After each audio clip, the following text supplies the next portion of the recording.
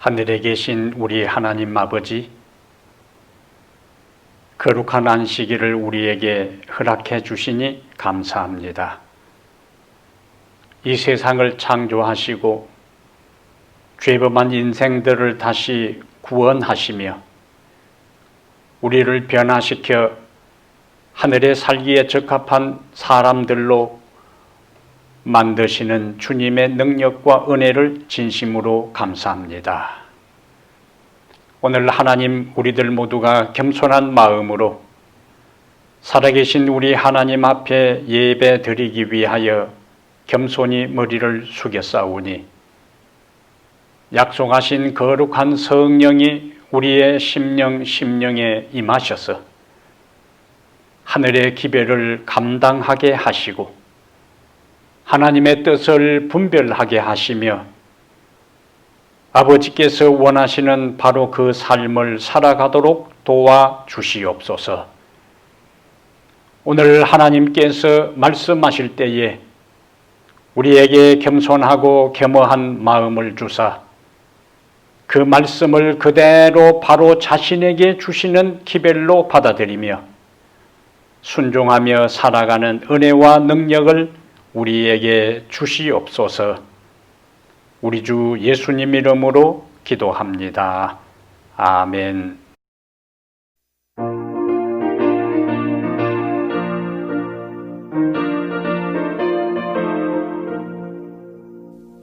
주가 주신 약속 위에 굳게 서 영원토록 주를 찬송하리라. 소리 높여 주께 영광 돌리며 약속 믿고 굳게 서리라. 굳게 서리 영원하신 말씀 위에 굳게 서리. 굳게 서리 그 말씀 소망 위에 서리라.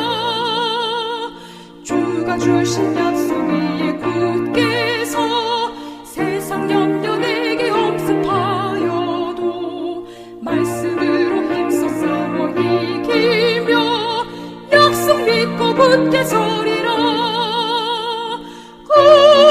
굳게 서리 영원하신 말씀 위에 굳게 서리. 굳게 서리 그 말씀 소망 위에 서리라.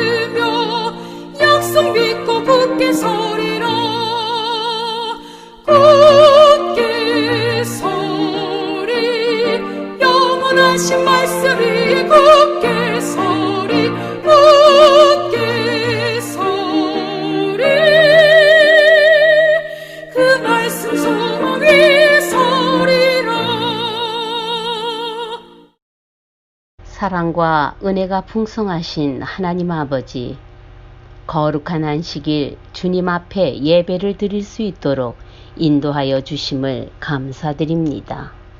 죄로 인하여 절망과 고통 속에서 허덕이는 저희를 긍휼히 여겨 주시고 돌보아 주시는 주님의 사랑을 잊지 않고 찬양합니다. 주님께 순종하는 마음으로 기도드리지만 순간순간 찾아오는 죄성으로 인해 나의 생각과 감정을 쫓아 살았음을 고백하오니 용서하여 주시옵소서. 또 육체의 편안함과 안일함에서 벗어나 주님을 마음 가운데 모시어 성령 충만을 경험하는 귀한 시간 되게 하옵소서. 지금 전 세계를 공황 상태에 빠지게 하는 코로나 바이러스로 인하여 몸살을 앓고 있습니다. 저희들 이 시간 간절한 마음으로 주께 구하오니 속히 이 땅에 평화를 주셔서 주님 앞에 참된 마음으로 예배드리고 찬양하는 갈급한 간구에 응답하여 주시옵소서.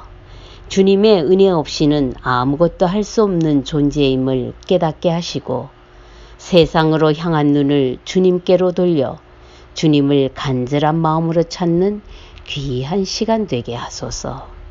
상한 갈대를 꺾지 않으시고 등불을 끄지 않으시는 주님이심을 기억하오니 이번 사태로 힘들어하는 정부와 의료진들 또한 사망자들의 가족들에게도 함께하여 주시옵소서. 이 기간 동안 저희들의 믿음이 더욱 자라는 기회로 삼게 하시고 절망보다는 희망을 노래하는 저희들 되게 하여 주시옵소서. 주님의 거룩한 말씀을 대언하실 목사님께 영육간의 강건함을 허락하시고 성령님 함께 하셔서 전하는 말씀이 생명의 말씀이 되게 하시어 모두 은혜 넘치는 시간 되게 하시기를 우리 구주 예수님의 거룩하신 이름 받들어 감사 기도드립니다. 아멘.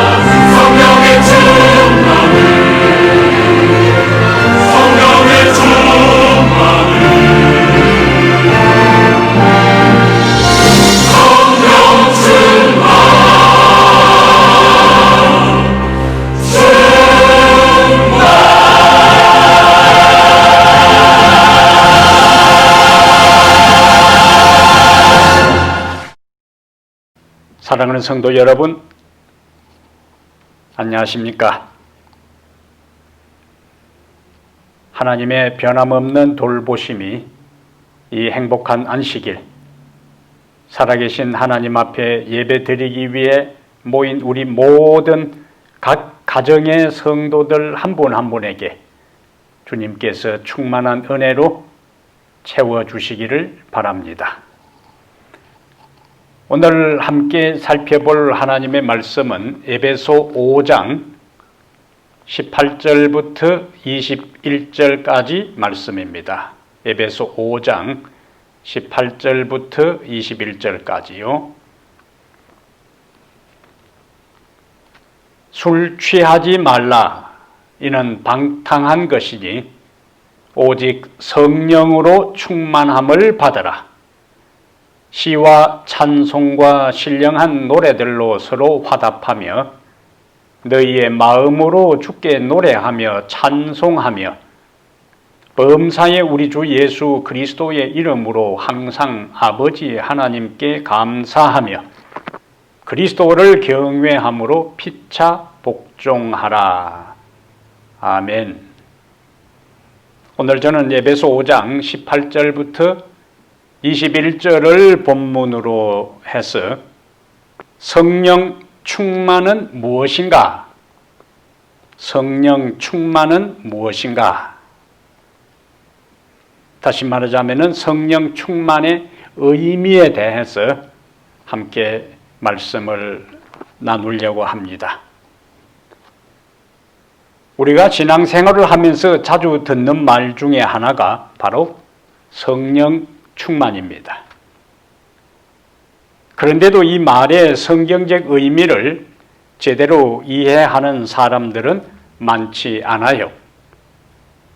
일반적으로 사람들은 성령 충만을 감정적인 측면으로 많이 이해를 합니다. 성령의 역사라고 주장하는 다양한 현상들이 많이 일어나고 있는데요.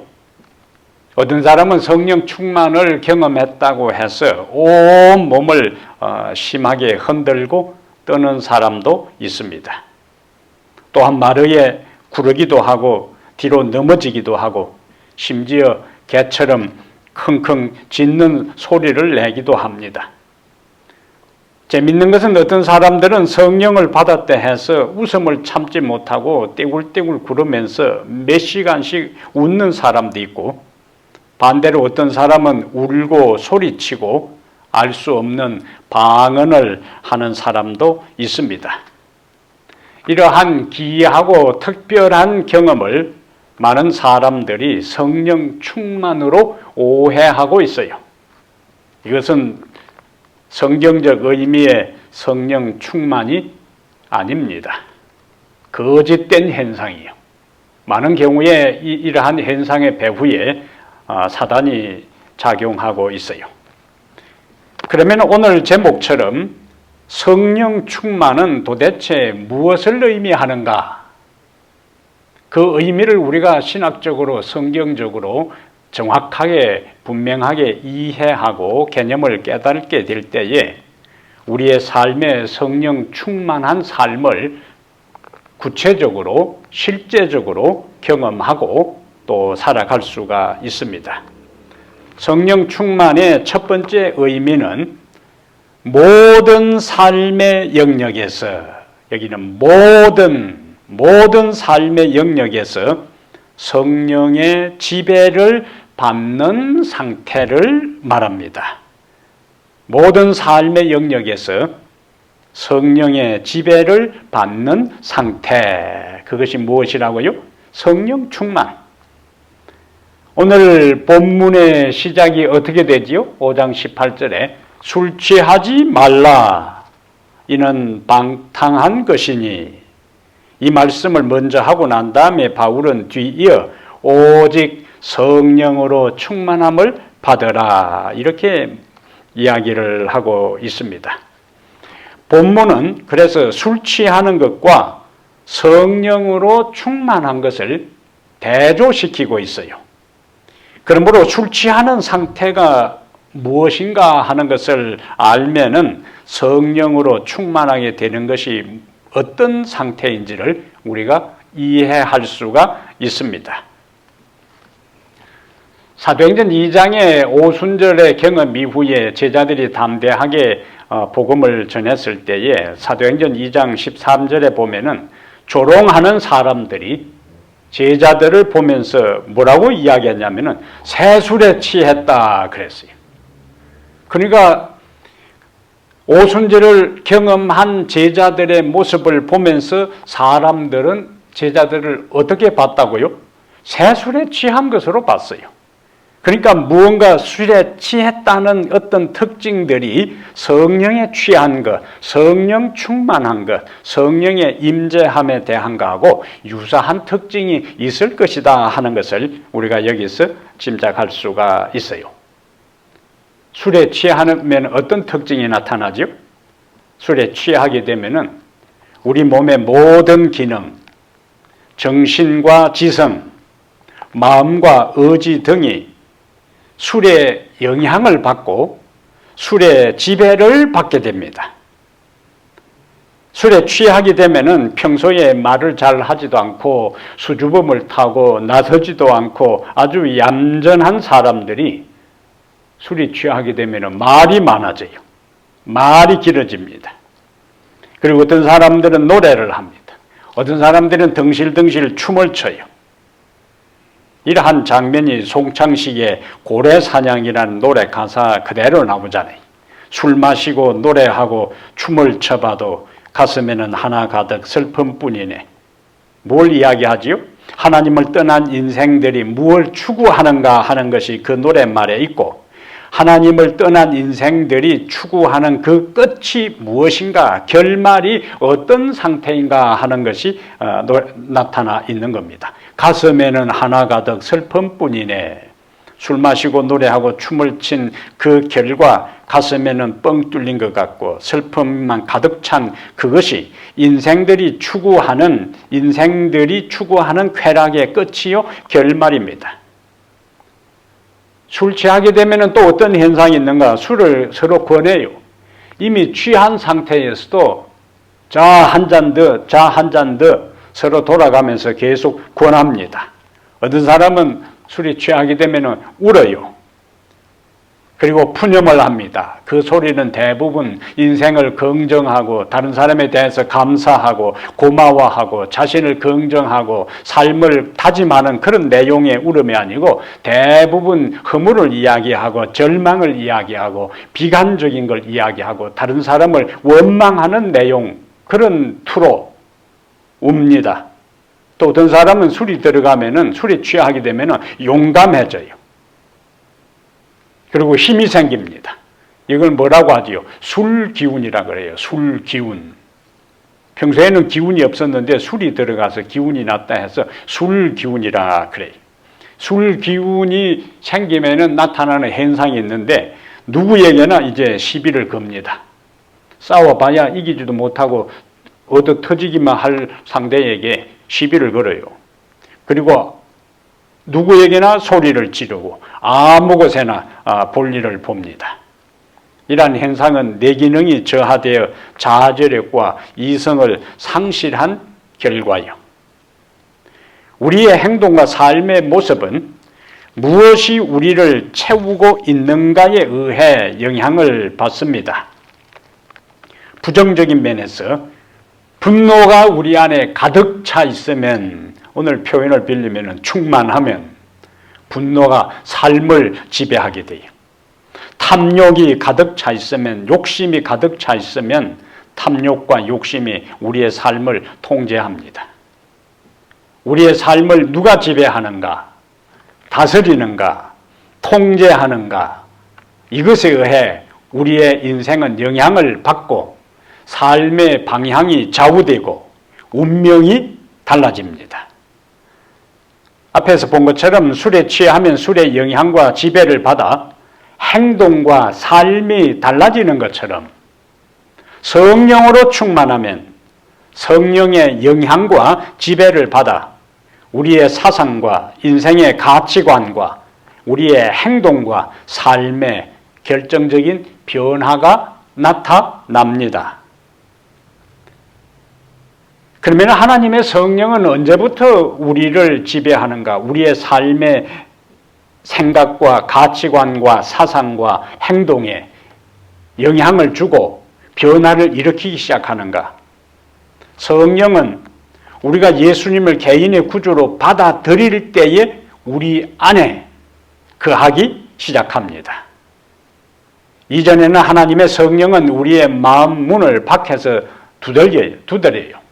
그때 우리가 의지로 동의하고 마음 문을 열고 예수 그리스도를 개인의 구주로 받아들일 때에 그때부터 하나님의 성령이 우리 안에 거하기 시작합니다. 사도행적 48페이지에는 그리스도를 개인의 구주로 받아들인 모든 사람들에게, 어떤 사람들요? 그리스도를 개인의 구주로 받아들인 모든 사람들에게 성령은 권고자로, 성결케 하는 자로, 인도자로, 그리고 증인으로 함께 하셨다. 그래서 고린도전서 3장 16절에 너희는 너희가 하나님의 성전인 것과 하나님의 성령이 너희 안에 계시는 것을 알지 못하느냐라고 말씀하고 있어요. 우리가 하나님의 성전이고 우리 안에 누가 계신다고요? 성령이 우리 안에 계신다고 분명히 말씀을 하고 있습니다. 예수 그리스도를 받아들일 때에 우리가 하나님의 성전이 되고 하나님의 성전된 우리 안에 하나님의 성령이 계시면서 그때부터 하나님의 성령은 우리가 맡기는 것, 우리가 동의하는 것, 우리가 의지하는 것, 우리가 드린 삶의 부분에 영향을 미치고 그 부분을 지배하기 시작합니다.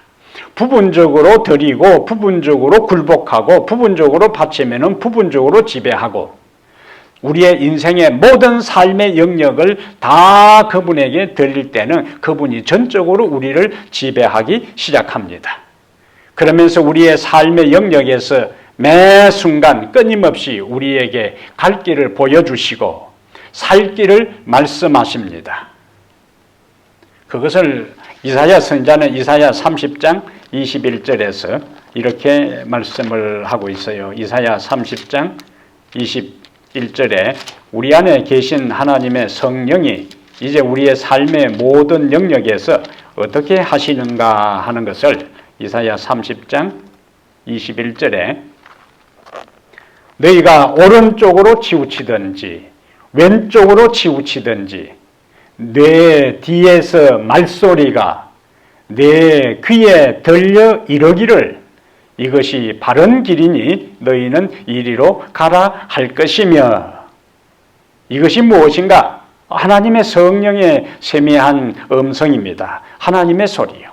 하나님의 성령의 내밀한 음성이 우리에게 어디로 가야 할 것인지 무엇을 어떻게 하면 행동하고 살아야 할지를 우리에게 끊임없이 말씀합니다. 다 맡겼을 때에 하나님께서 우리의 삶의 전 영역에서 우리의 인생의 길을 인도하는 것을 가리켜서 성령 충만이라 그렇게 말씀을 하는 거예요. 우리가 누가복음 4장 1절과 2절에 예수님이 성령의 충만함을 받으신 것을 이렇게 말씀하고 있습니다. 예수께서 성령의 충만함을 입어 요단강에서 돌아오사 광야에서 40일 동안 성령에게 이끌리시며 마귀에게 심을 받으시더라고 말씀했고 사도행전 6장 3절에는 초대교회가 과부들을 돌보기 위해 성령과 지혜가 충만하여 칭찬받는 사람을 7을 택하게 하는데 그 7명 중에 하나인 스데반을 사도행전 6장 5절에서 어떻게 묘사하고 있냐 하면은 믿음과 성령이 충만한 스데반이라 그랬어요. 믿음과 성령이 충만했다. 또한 사도행전 11장 24절에는 바나바를 설명할 때에 바나바의 인물됨을 이야기할 때에 어떤 표현이 나오냐면은 바나바는 착한 사람이요 성령과 믿음이 충만한 사람이다. 바나바를 어떻게 묘사해요?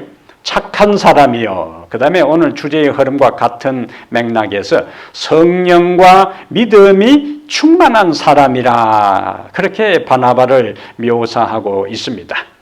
그러므로 예수님이 성령의 충만함을 받았고 초대교회 7명의 집사들을 선택할 때 조건이 성령과 지혜가 충만하고 그 다음에 그 선택된 스데반을 믿음과 성령이 충만하다고 묘사하고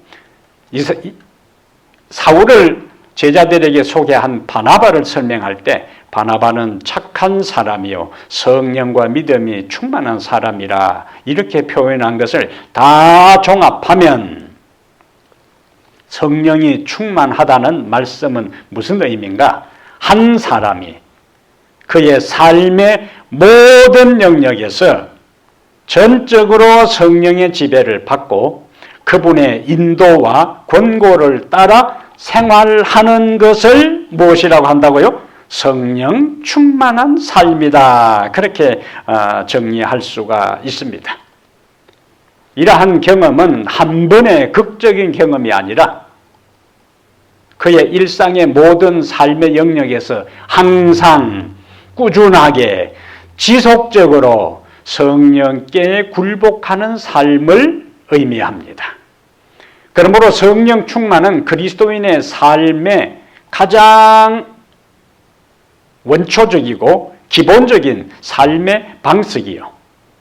어떻게 그것이 가능한가? 삶의 모든 영역에서 생각하는 것, 행동하는 것, 말하는 것, 처신하는 것, 살아가는 모든 영역에서 그분의 지배를 받아들이고 그분의 음성에 굴복하고 그분의 통치에 우리가 순응하게 될 때 그런 사람을 가리켜서 성경은 성령 충만하다라고 말씀을 하는 것입니다.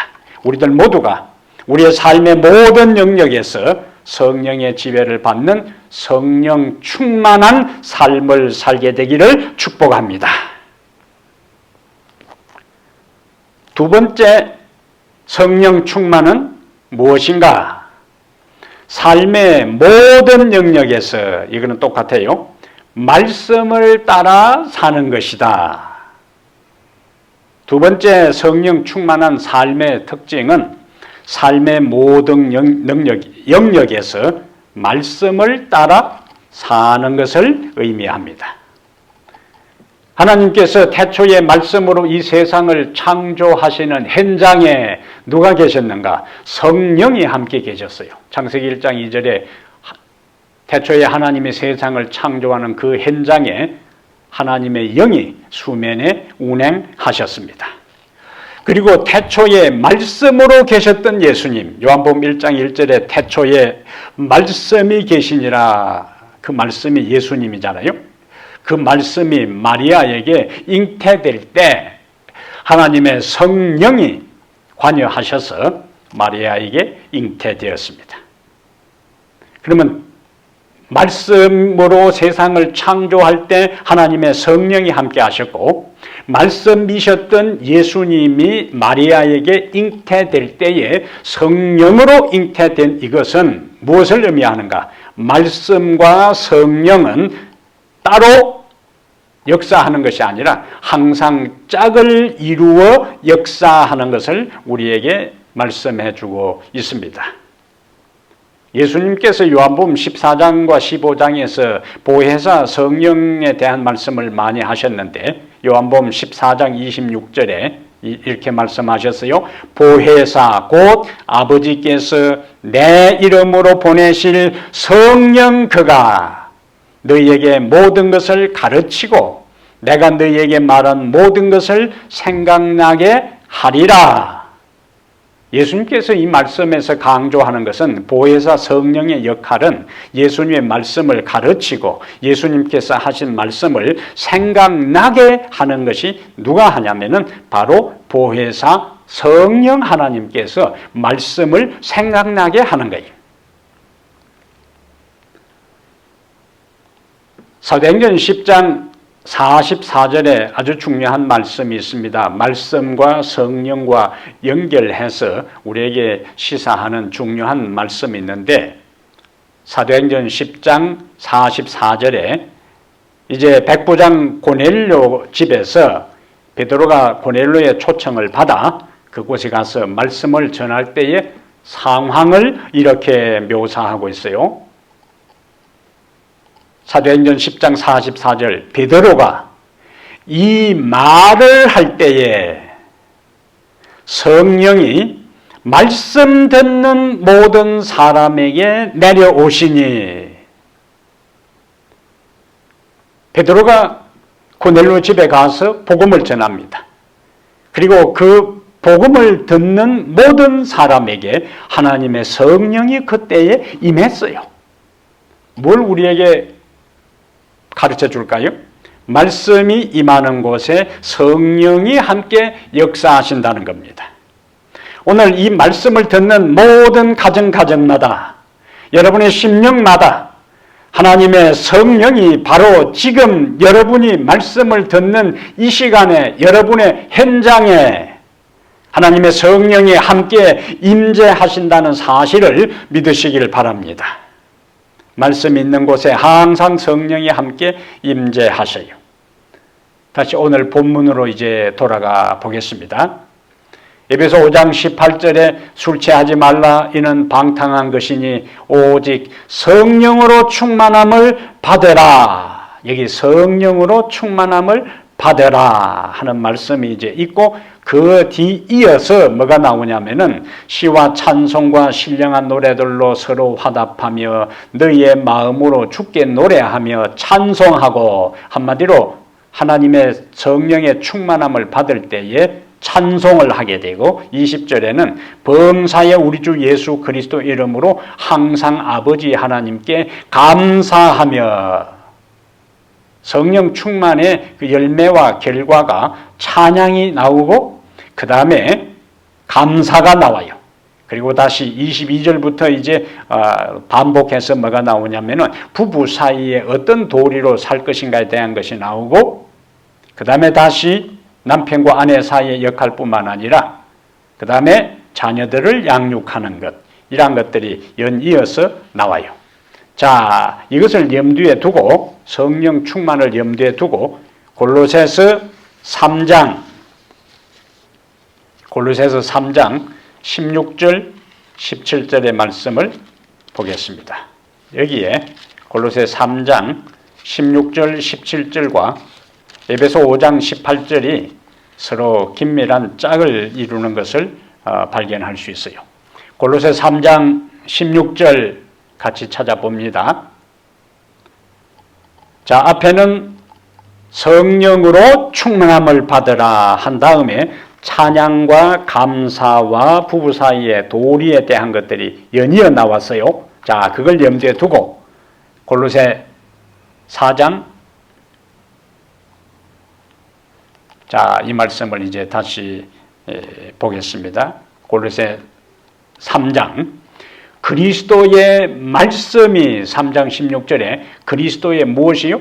말씀이, 그 다음에 너희 속에 풍성히 거하여 모든 지혜로 피차 가르치며 권면하고 시와 찬송과 신령한 노래를 부르며 감사하는 마음으로 하나님을 찬양하고, 또 무엇을 하든지 말에나 일에나 다 주 예수의 이름으로 하고 그를 힘입어 하나님 아버지께 감사하라. 패턴을 보세요. 16절에 말씀이 풍성히 거했어요. 아까 에베소 5장에서는 성령 충만 다음에 찬양과 감사가 나왔고, 여기에는 말씀이 풍성히 거한 다음에 뭐가 나왔어요? 찬송이 나오고 그 다음에 감사가 나왔어요. 그리고 다시 18절부터 부부 사이의 도리와 자녀를 어떻게 양육할 것인가, 종과 상전과의 관계에 대한 것들이 그 순서대로 그대로 나옵니다. 그러므로 골로새 3장 16절은 성령으로 충만함을 받으라고 말씀하시는 대신에 그리스도의 말씀이 너희 속에 풍성히 거하는 것으로 말씀했어요. 그러므로 말씀이 풍성히 거하는 것의 결과와 성령으로 충만한 것, 성령으로 충만한 것의 결과가 동일하기 때문에 말씀의 충만은 곧 무엇에 대한 충만이다? 성령의 충만입니다. 말씀 충만, 성령 충만은 동일한 거예요.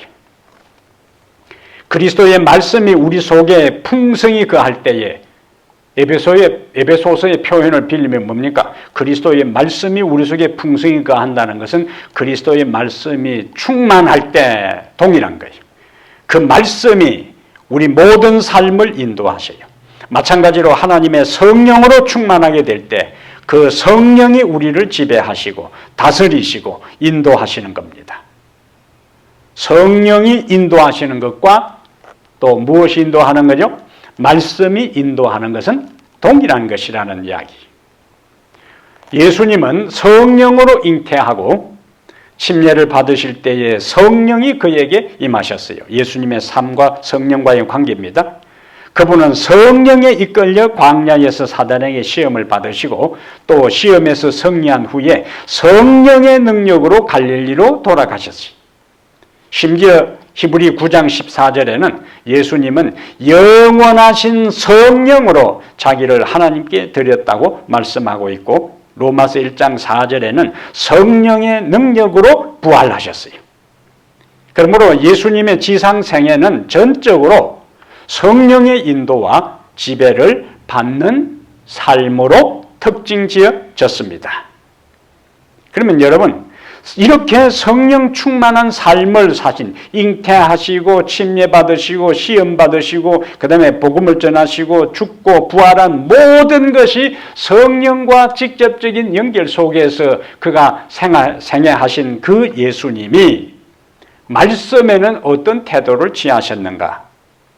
그분은 초림하여 하늘로 승천하시기까지 철저하게 구약에 예언된 말씀을 따라 순종하며 사셨어요. 심지어 십자가에 달려 돌아가실 때까지도 말씀을 이루려 하심이라 성경에 기록된 시편에 기록된 말씀을 이루려 하심이라 성령 충만한 삶을 사셨던 예수님은 곧 말씀에 전적으로 순종하는 삶을 사신 겁니다. 그리하여 성령 충만한 성도의 삶이라는 것은 다른 말로 하면은 말씀을 그대로 순종하며 살아가는 삶이다 하는 것이지요. 결국 하나님의 말씀을 읽고 듣고 연구하고 묵상하고 암송하여 그 말씀의 모든 교훈과 가르침과 원리를 자신의 일상의 모든 삶에 적용하며 사는 사람이 바로 성령 충만한 사람입니다. 우리는 그 말씀의 원리와 능력이 우리의 마음과 생각에 완전히 스며들게 해야 합니다. 그러면 상황에 하나님께서 그 말씀이 생각나게 하사 필요한 능력과 은혜를 주실 것이고 그 말씀이 우리의 사상과 가치관과 행동에 영향을 주어 우리의 생애를 근본적으로 본질적으로 변화시켜 주실 것입니다. 하나님의 성령이 우리를 변화시킬 뿐만 아니라 성경은 요한복음 17장 17절에 저희를 진리로 거룩하게 하옵소서 성화시키는 거예요. 변화시키는 거예요. 예수 그리스도를 닮게 하는 겁니다. 죄에서 벗어나서 의를 행하고 세상에서 벗어나서 하늘로 향하는 삶을 살도록 무엇이 그렇게 하는가? 진리로. 아버지의 말씀은 진리니다. 그러므로 말씀을 부지런히 암송하고 말씀을 부지런히 읽고 말씀을 부지런히 연구하고 말씀을 부지런히 묵상하고 말씀을 부지런히 들어서 그 모든 말씀의 사상이 우리의 유전자에 우리의 DNA에 우리의 세포에 우리의 사상 전체에 스며들어 말씀 충만이 될 때에 말씀이 마음을 가득 채우게 될 때에 풍성히 거하게 될 때에 우리는 그 말씀의 영향을 받지 않을 수가 없습니다. 그 말씀이 우리를 변화시키는 거예요. 우리의 생각을 바꾸는 겁니다. 우리의 행동을 바꾸는 거예요. 우리의 태도를 바꾸는 거예요. 우리의 삶의 목적을 바꾸는 거예요. 우리의 인생의 우선순위를 변화시켜 줍니다. 그래서 말씀에 따라 전 생애를 매 순간순간 살아가는 사람을 무엇이라 부를 수 있는가? 성령 충만한 사람이다. 그렇게 부를 수가 있습니다. 세 번째, 우리가 성령 충만은 무엇을 의미하는가 하는 질문에 대해서 성령 충만은 복음 사업을 위한 특별한 능력 부어 주심이다. 복음 사업을 위한, 여기 중요한 단어는 특별한이요. 복음 사업을 위한 특별한 능력 부어 주심이다. 이것을 뭐라고 한다고요? 성령 충만이라는 거예요. 예수님은 성령의 능력으로 복음을 전했어요. 예수님이 복음을 전할 때에 그분은 성령의 능력으로 복음을 전하는 것을 성경은 반복해서 강조합니다. 누가복음 4장 18절과 19절에 예수님께서 복음을 전할 때, 나사렛에 가서 복음을 전할 때에 첫 시작이 이거예요.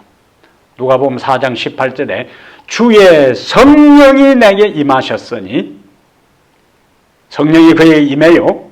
그럼 뭐 하는가? 복음을 전하는 거예요. 이는 가난한 자에게 복음을 전하게 하시려고 내게 기름을 부으시고, 기름 부었다. 성령이 그에게 충만히 임한 겁니다. 나를 보내사 포로된 자에게 자유를, 눈먼 자에게 다시 보게 함을 전파하며 눌린 자를 자유롭게 하고 주의 은혜의 해를 전파하게 하려 하심이라. 그가 가난한 자에게 복음을 전하고 포로된 자에게 자유를, 눈먼 자에게 다시 보게 함을 전파하고 눌린 자를 자유롭게 하는 그 모든 은혜와 능력이 근원이 무엇인가? 주의 성령이 내게 임하고 기름 부었다. 예수님의 복음 사업의 모든 원동력은, 그 권능과 그 역사는 하나님의 성령이 그에게 함께 하셨기 때문에 그래요. 그래서 누가복음 4장 18절과 19절을 사도행전 10장 38절은 이렇게 요약합니다. 사도행전 10장 38절에 하나님이 나사렛 예수에게 성령과 능력을, 그 다음에 다시 기름 붓듯 하셨음에 그 결과 그가 두루 다니며 선한 일을 행하시고 마귀에게 눌린 모든 사람을 고치셨다. 이렇게 말씀하잖아요. 그래서 예수님은 부활 후에 40일 동안 제자들과 함께 있으면서 하나님 나라에 대한 것을 말씀하셨어요. 40일 동안 제자들에게 하나님 나라에 대한 것을 그가 이제 말씀을 하셨는데, 그러면서 하나님 나라에 대한 복음을 40일 동안 집중적으로 사경회를 통해서 가르친 다음 그 말미에 예수님이 하신 중요한 말씀이 있어요. 아버지의 약속하신 성령을 기다리라. 40일 동안 뭘 가르쳤다고요? 하나님 나라에 대한 것. 왜 가르쳤을까요? 하나님 나라에 대한 복음을 전하라. 그거예요. 나는 이제 너희를 제자 삼아 너희들에게 내가 이 세상에서 3년 반 동안 했던 그 사명과 사업을 너희들에게 맡기니까 내가 40일 동안 다시 집중적으로 너희들에게 가르친 이 하나님 나라의 복음을 가서 전하라. 근데 바로 나가서 전하라고 하지 않고 아버지의 약속하신 것을 기다리라. 하나님의 성령에 대한 것을 말씀하셨어요. 그리고는 사도행전 1장 8절에 우리가 잘 아는 말씀이죠. 오직 성령이 너희에게 임하시면 너희가 권능을 받고, 아까 사도행전 10장 38절에 하나님이 나사렛 예수에게 성령과 능력을 기름 붓듯 하셨음에 그가 두루 다니시며 선한 일을 행하시고 마귀에게 눌린 모든 사람을 고치셨다 할 때에 성령과 능력이 나오는데, 사도행전 1장 8절에 성령이 너에게 임하시고, 성령 임하시면 너희가 뭘 받는다고요? 권능을 받고 능력을 받는다고요. 그때 비로소 예루살렘과 유다와 사마리아와 땅끝까지 이르러 뭘 할 수 있는가? 증인, 전도, 전파, 이 역할, 이 사명을 수행할 수 있다는 거예요. 하나님의 성령의 권능을 받아야만이 가능하다는 것을 예수님은 40일 동안 집중적으로 말씀을 가르친 다음에 바로 나가라고 하지 않고 아버지의 약속하신 성령을 기다리라. 그 성령이 임하면 너희가 권능을 받을 것인데 비로소 그때 너희들이 완고한 유대교가 지배하고 있는 예루살렘과 유다, 그리고 변질된 유대교가 있는 사마리아와 그리고 이교의 본산지인 거대한 로마 제국에 하나님 나라의 복음을 강력하게 전할 수 있을 것이라고 말씀을 했어요. 사실상 미약한 제자들이, 별 볼 일 없는 그 제자들이, 그 급장이 제자들이, 불황부식한 제자들이 거대한 로마 제국을 향해서, 그 안에서, 그리고 유대교 안에서 복음을 전하는 것은 불가능한 일이었어요. 특별한 하늘의 능력을 경험해야 가능한 일이었습니다. 그 특별한 경험을 120명의 제자들은 언제 했는가? 오순절에 경험했어요. 그 특별한 경험이 바로 오순절에 경험한 성령 충만한 경험이요. 사도행전 2장 1절부터 4절에 이렇게 말씀합니다. 찾아보겠어요. 사도행전 2장 1절부터 4절입니다. 오순절 날이 이미 이르매 그들이 다 같이 한 곳에 모였더니 홀련히 하늘로부터 급하고 강한 바람 같은 소리가 있어 그들이 앉은 온 집에 가득하며 마치 불의 여처럼 갈라지는 것들이 그들에게 보여 각 사람 위에 하나씩 임하여 있더니 4절이 중요합니다. 그들이 다 그 다음에요 성령의 충만함을 받고 성령이 말하게 하심을 따라 다른 언어들로 말하기를 시작하니라. 그 후에 전개되는 상황을 보십시오.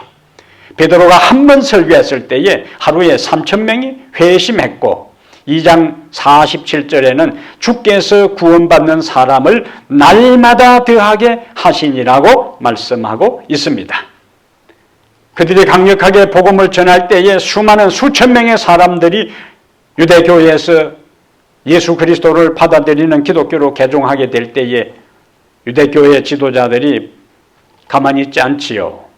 그들을 법정으로 불러내고 그들을 산헤드린 그 법정에 불러내고 감옥에 투옥하고 협박합니다. 다시는 예수의 이름으로 말하지도 말고 전하지도 말라고요. 그리고 그들에게 죽음으로 위협한다 할지라도 그들은 두려워하지 않았어요. 도망갔던 베드로도 겟세마네 동산에서 예수님께서 체포될 때에 베드로를 포함한 모든 제자들이 다 도망갔잖아요. 그들은 두려워 떨고 급장이었어요. 그러나 지금은 그렇게 하지 않습니다. 아무도 도망가지 않고 전하지 말라고 매를 때리고 감옥에 투옥해도 그들은 담대하게 복음을 전합니다. 사도행전 4장 33절에는 사도들이 큰 권능으로 주 예수의 부활을 증거하니 무리가 큰 은혜를 경험하고 주께로 돌아오는 역사를 기록하고 있습니다. 마지막 하나님의 백성으로서 우리를 기다리고 있는 선교 환경은 만만하지 않습니다. 세속화의 거대한 물결과 현대 문명은 신앙에 대해 더 무관심하게 사람들을 몰아가고 있습니다. 그리고 앞으로 하나님의 백성들에게 제자들이 사도행전에서 경험했던 것보다 더 큰 시련과 고난이 기다리고 있어요. 이러한 때에 우리의 능력으로 복음을 전하는 것은 쉽지 않습니다. 결과도 없습니다. 우리의 의지로 그 고난과 시련을 견디고 통과하는 것은 아예 불가능합니다. 그래서 스가랴 4장 6절에 이는 힘으로 되지 아니하며 능력으로 되지 아니하고 오직 나의 영으로 되느니라고 말씀하고 있어요. 복음을 전하는 것, 사람들을 회심시키는 것, 감동시키는 것, 복음의 능력과 역사가 나타나게 하는 것, 우리가 경험할 고난과 시련, 그 핍박과 환난을 두려워하지 않고 담대하게 죽으면 죽으리라는 마음으로 복음을 전할 수 있는 모든 것은 힘으로 되지 아니하며 능력으로 되지 아니하고 오직 하나님의 성령으로 가능한 것입니다.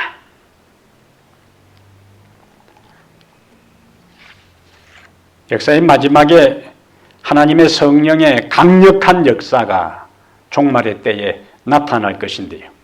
우리가 그것을 늦은비 성령이라 그러고, 늦은비 성령을 받아서 담대하게 복음을 외치는 것을 가리켜서 큰소리 외침이라 그래요.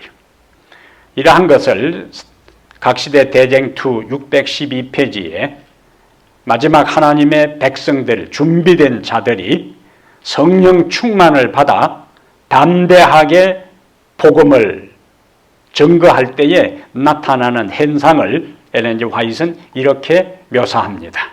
대쟁투 612페이지에 하나님의 종들은 하늘에서 온 기별을 선포하기 위하여 이곳에서 저곳으로 분주히 왕래할 것이다. 온 세상은 무수한 음성으로 경고를 받을 것이다. 그 다음에요, 이적들이 일어나고 병자들이 고침을 받게 될 것이며 표적과 기사들이 믿는 사람들에게 따를 것이다. 지금은 그와 같은 초자연적인 현상들이 우리의 눈앞에 일어나지 않습니다.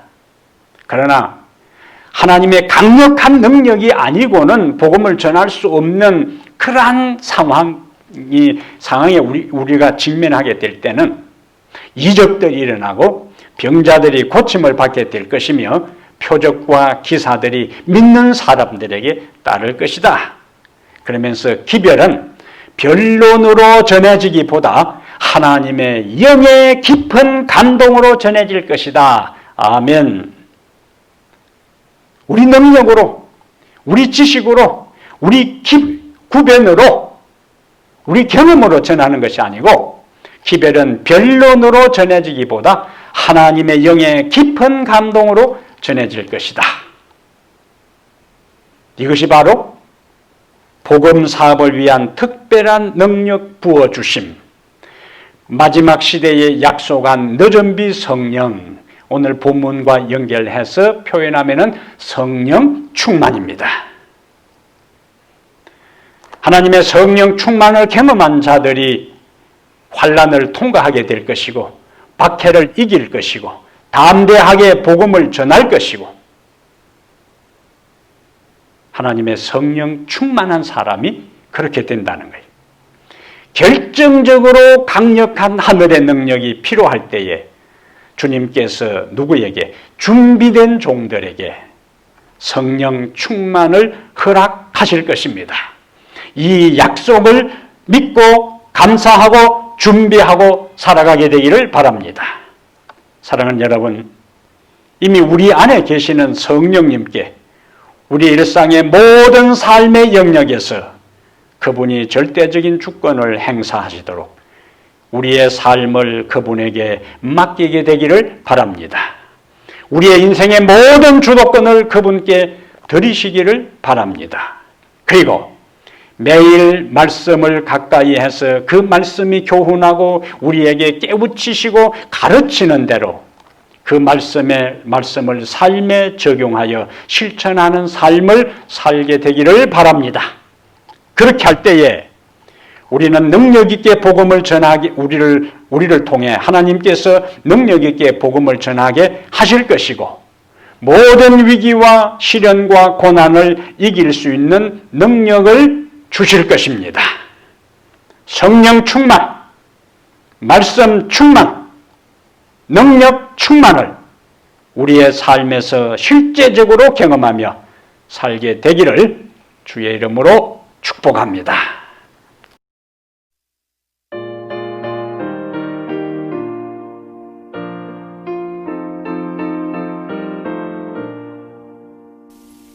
빈들의 마른 불같이 시들은 나의 심령,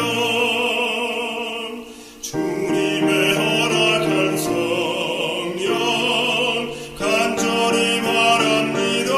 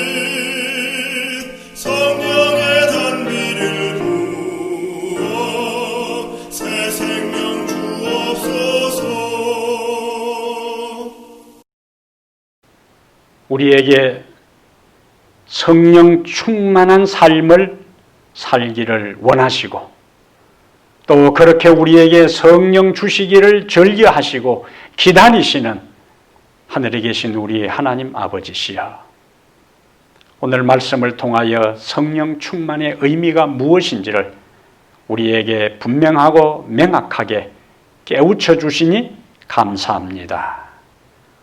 오늘 하나님께서 우리에게 말씀하신 대로 오 하나님 아버지, 날마다 하나님의 우리의 삶의 모든 영역에서 하나님의 성령을 삶의 주인으로 모시고 그 성령이 이끄시는 대로, 그 성령이 말씀하시는 대로 굴복하고 따르고 순종하며 살아가도록 도와주시옵소서. 아버지 하나님, 우리가 매일 말씀을 암송하고 말씀을 접하고 말씀을 묵상하고 연구하고 우리의 삶에 적용할 때 하나님의 성령이 끊임없이 우리에게 이미 하나님께서, 예수님께서 말씀하신 것을 우리에게 말씀하실 때에 귀 기울여 순종하는 생애가 되게 하여 주시옵소서.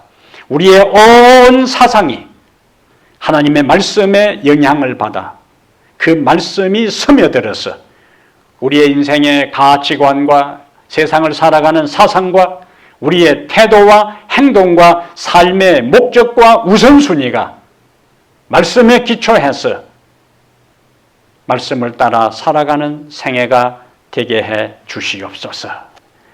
이렇게 매일 매순간 우리의 일상의 모든 영역에서 말씀을 따라 살고 성령의 세미한 음성에 귀 기울여 살아갈 때에 결정적인 하늘의 능력이 필요할 때 하나님께서 우리에게 그 모든 것을 감당할 수 있도록 능력이 나타나도록 사람들의 심령이 회심하도록 기적과 이적이 나타나도록 죽은 자가 살아나는 역사, 모든 질병을 치유하는 역사들이 일어나도록 우리에게 하늘의 거룩한 권능과 역사를, 능력을 주실 것을 저희들이 확신합니다.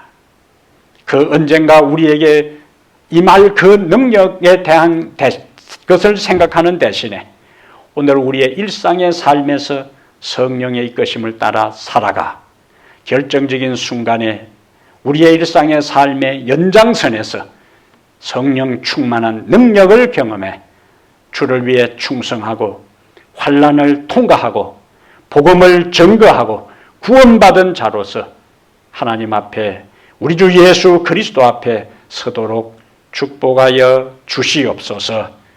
우리 주 예수 그리스도 이름으로 간절히 기도하옵나이다. 아멘.